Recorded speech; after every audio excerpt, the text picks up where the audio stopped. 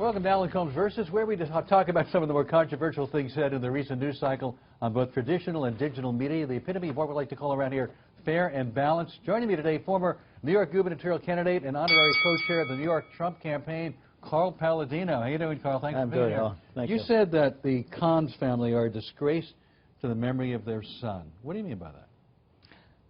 I think when a family suffers the loss of a child, it's very traumatic, and it comes out of them in different ways. And in the case of Khan, all I saw when he was up on that stage at the DNC was a man who wanted to politicize the death of his boy.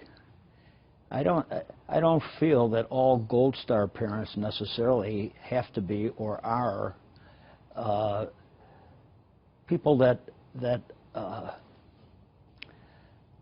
well, I feel they shouldn't. You said they shouldn't be Gold Star parents. They shouldn't politicize. Didn't you say they didn't deserve to be Gold Star parents?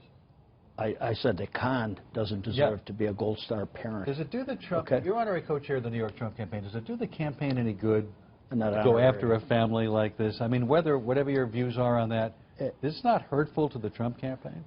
I don't see it that way. No, and I haven't seen it that way. I think if you choose to enter the arena, get ready to do battle. All right. On what basis, though, are the Khans not honoring their son, or don't deserve to be come out and politicize and offer up at the Democratic convention the issue of the death of their son? I think that's sick. You actually said they're communicating with terrorist individuals and organizations. You've accused the Khans of doing that. Do you have any evidence of that? Well, there's been plenty of say on the internet to that effect, but I think most clearly dealing with the Saudis, who I feel the 28 pages pretty well explains the Saudis for me. What does that have to do with the Khan family? That he represented Saudi Arabia. Okay, he as an attorney. Well, he's an immigration attorney. He doesn't represent the government of Saudi. He represented the Saudi oil interests, okay, for a time in his history. And it just so happens that his lawyers are also Hillary's lawyers. And you know, I think... How does that prove that he's somehow communicating with terrorist organizations? The Saudis have been allies of the United States. Oh, really? Really? They're not? Really? They're not allies of the United States? Well, I don't think the investigation has been completed. I think it should be opened up. You're accusing him of being a terrorist sympathizer, right? Pardon? You're accusing Mr. Khan of being a terrorist sympathizer. Well, did you hear him? Did you hear his commentary? Okay. On what basis, though, would you say that? Just on the basis of what he had to say. Like what? What did he say that would say to you? He clearly illustrated, okay, that that Trump was violating some moral or ethical code by suggesting that we are going to be vetting, okay, Muslims coming into this country. Well, his point was that it's not constitutional to do that, which is why he raised the Constitution. That's how does that make him a terrorist sympathizer? By the way, Hillary bought that Constitution for him 2 hours beforehand, okay, and he gave it back after the... Well, how do you know that? It was in print. It was in print? Yeah. Where?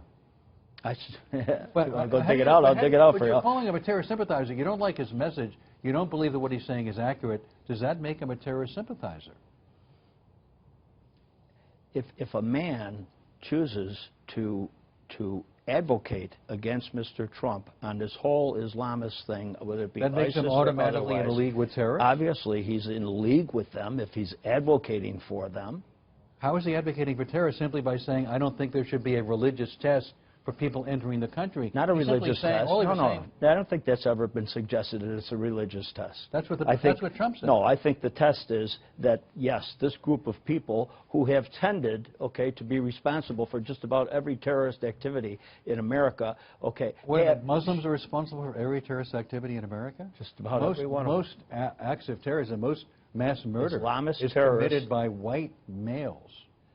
Let's talk about reality, okay, Alan? Going right back to 9/11, going right back into the 90s, into the original World Trade Center attack, okay, going right back. You name it. You name the big events in American history in recent. You're ignoring Oklahoma City. You're ignoring a whole bunch of other events. You're ignoring mass shootings that take place in this country. Well, if it quacks like a duck, if it walks like a duck, it's a duck.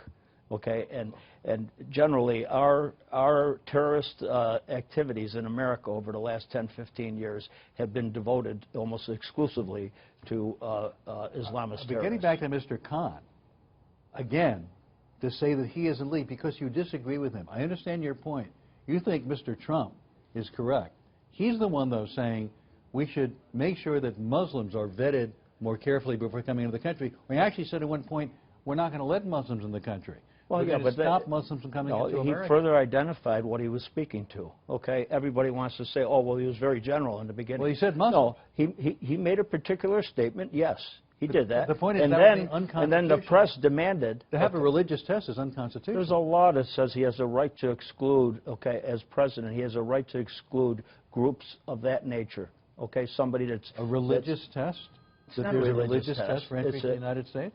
We're not talking about religion. I think we're talking more about a Muslim. culture. Is Muslim not a religion? I think he uses it in the context of a culture.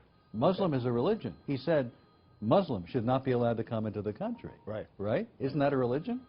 I think that it goes a little bit further than just Muslims, okay? He's saying that we have to vet these Muslims because they tend to be responsible for a lot of bad stuff that's happened in America. And Alan, you could argue about it, but I live every day with an everyday American, okay, blue collar, white collar people, and they're interested in their security.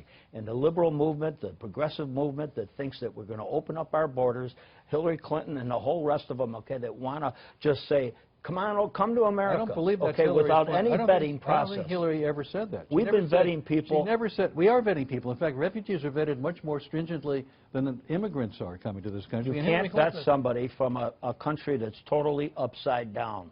All right, a country that doesn't have records anymore or any ability to get at the records. These are refugees in many cases, like from Syria and Yemen, that are escaping political oppression. And you're going to tell me that there aren't some people tied into those groups, okay? Yes, and that's why we vet people. People are vetted. We can't vet them.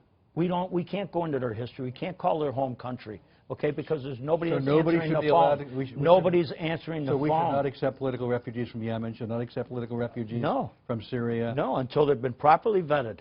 We would be pretty much the only Western nation, the only so-called democratic nation. I think the others have learned their lesson. Look at Germany. Angela Merkel, who's accepting tens of thousands of refugees. Yeah, she accepted 1 million of them. Right. Yeah. Exactly. And look at the people right now. They're pretty upset with her, aren't they? Well, I don't know if they're upset with her, but it's, we could argue about whether it's the right thing to do. Yeah.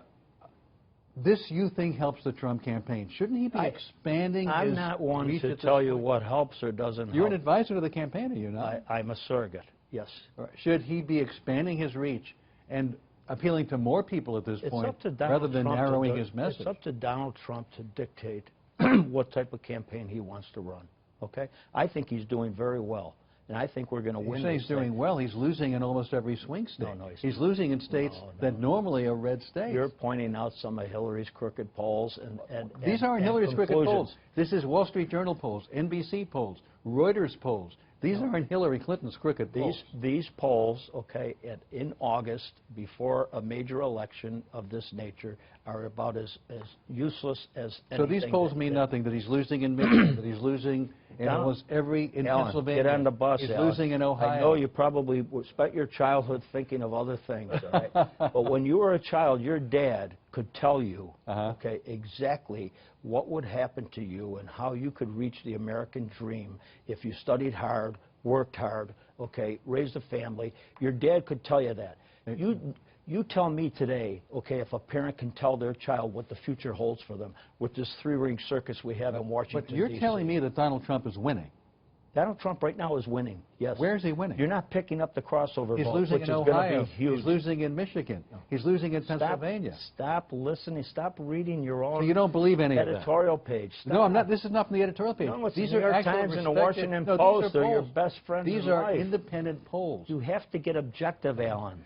Alan, you're missing it, baby. Right, I think we can work on you. All right, you think we can work on you? So what do you want to predict for November? What's the spread going to be? I'm predicting it's going to be 54-46 without considering the minor party candidate. Carl, thank you very much. Appreciate talking to you. Be sure to follow Carl on Twitter at Carl Paladino. I'm Alan Colmes. Thanks for watching.